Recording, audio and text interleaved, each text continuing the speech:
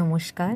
আগের ভিডিওতে আমরা ক্লাউডস গল্পের প্যারা নম্বর 1 ও 2 বঙ্গানুবাদ ও হোয়াট নেক্সট সহ আলোচনা করেছি।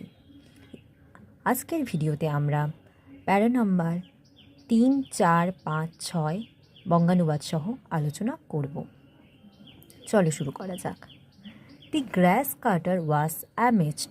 অ্যামেজড মানে অবাক হয়েছিল বা হতবাক হয়েছিল। As true he had been asked the most peculiar question.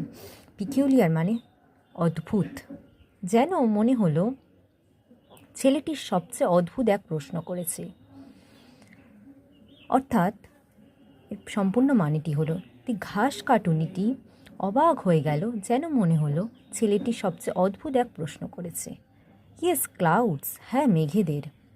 He was disappointed to see that the grass cutter was still mystified.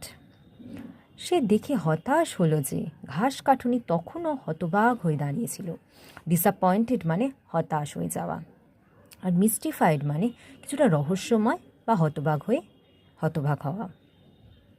He walked on until he came upon a farmer plowing his field. সে আবার হেঁটে চলল যতক্ষণ না তার এক চাষির সঙ্গে দেখা হলো। সে তার জমি চাষ করছিল। এখানে প্লাউইং মানে জমিতে চাষ করা বা জমিতে লাঙল টানা।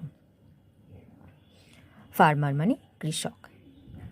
হি asked him the same question. সেও তাকে একই প্রশ্ন জিজ্ঞাসা করলো। Did the clouds come here? আচ্ছা, মেঘেরা কি এখানে এসেছিল? আচ্ছা, তোমরা তার সাথে বঙ্গানুবাদটা একটু দেখে নাও।